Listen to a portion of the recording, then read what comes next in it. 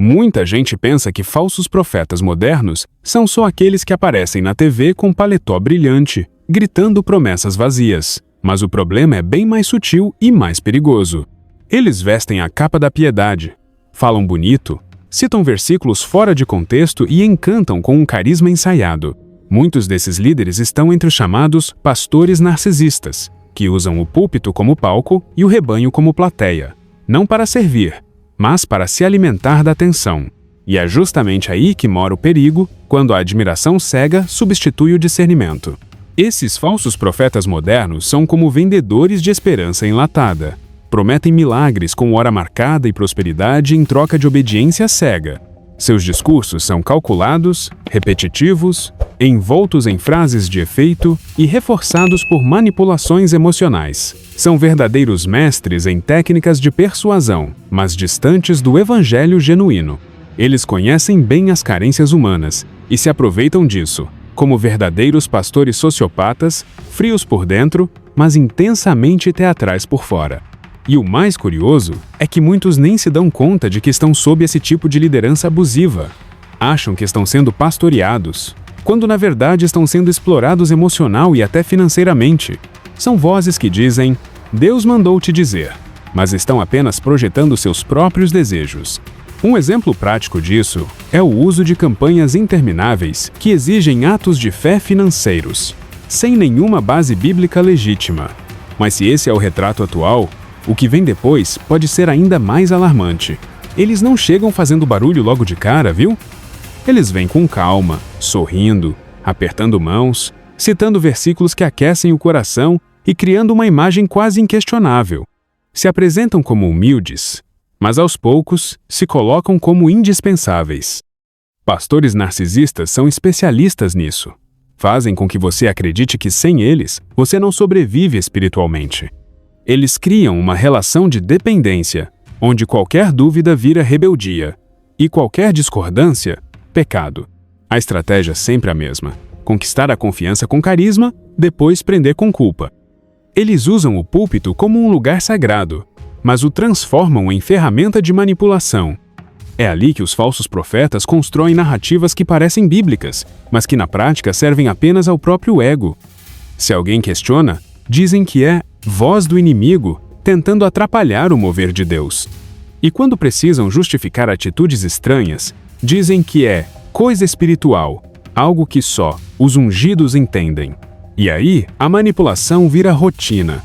Eles controlam com elogios e ameaças, dizem quem é de Deus e quem está em maldição. Pastores sociopatas fazem isso com frieza, mas sempre maquiado com uma falsa compaixão. Um exemplo prático? Aqueles cultos onde só os que plantam uma semente alta recebem orações especiais. É como se a fé tivesse um preço e quem não paga é deixado de lado. E o pior, isso é só a superfície do que eles escondem por trás das cortinas da religião. É fácil julgar de fora, né? Mas quem está dentro desse sistema nem sempre percebe o engano, pelo menos não de imediato. Esses falsos profetas sabem muito bem como mexer com a emoção das pessoas. Eles chegam quando a alma está machucada, quando a vida está em ruínas, quando alguém clama por uma resposta do céu. E aí prometem cura, restauração, mudança rápida, só que em troca de obediência cega. Muita gente entra nessas igrejas em busca de um sentido, de uma direção. E quando encontra alguém que fala com firmeza, que parece ter autoridade espiritual, é natural se apegar. Só que o problema é quando essa autoridade vira dominação. Lideranças abusivas fazem isso sem que a pessoa perceba. Elas vão moldando o pensamento aos poucos, repetindo frases, criando medo do mundo lá fora e santificando tudo o que acontece ali dentro. Outro ponto crucial é o isolamento. Falsos profetas não querem que você pense por conta própria, querem que você pense como eles. Muitos até desencorajam a leitura individual da Bíblia, dizendo que só eles têm a revelação correta.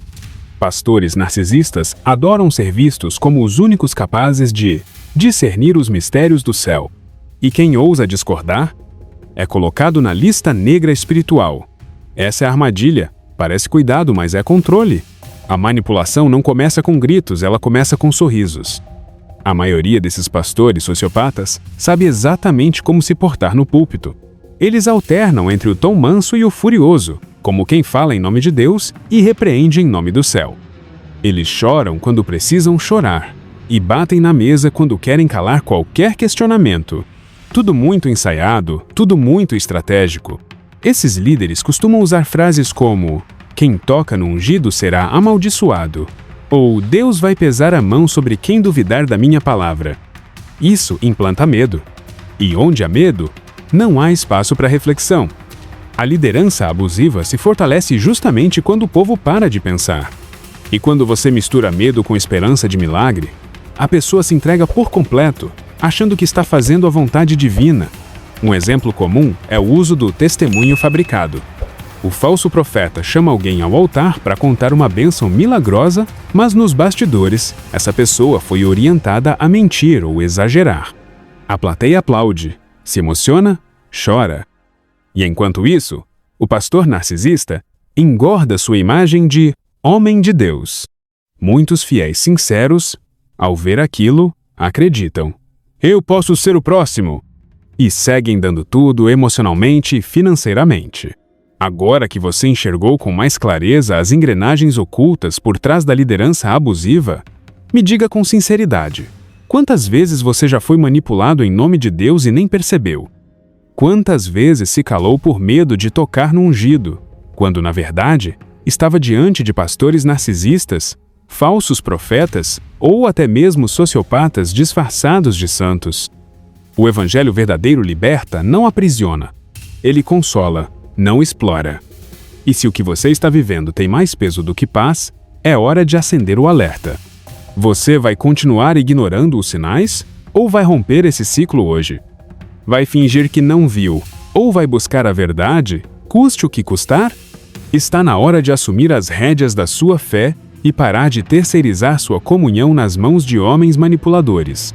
A mudança começa quando você escolhe não ser mais enganado. Quando decide estudar as Escrituras por si mesmo, buscar discernimento, se fortalecer em oração e não mais em discursos inflamados. Se isso fez sentido para você, se em algum momento desse vídeo você sentiu como se alguém estivesse te descrevendo por dentro, então se inscreve no canal agora e ativa as notificações. Aqui a gente fala sem medo, com base bíblica e com responsabilidade. Porque você merece ouvir a verdade mesmo que ela seja dura. E se esse conteúdo te ajudou, compartilha com alguém que também precisa abrir os olhos. Você pode ser a resposta de oração que essa pessoa tanto pediu.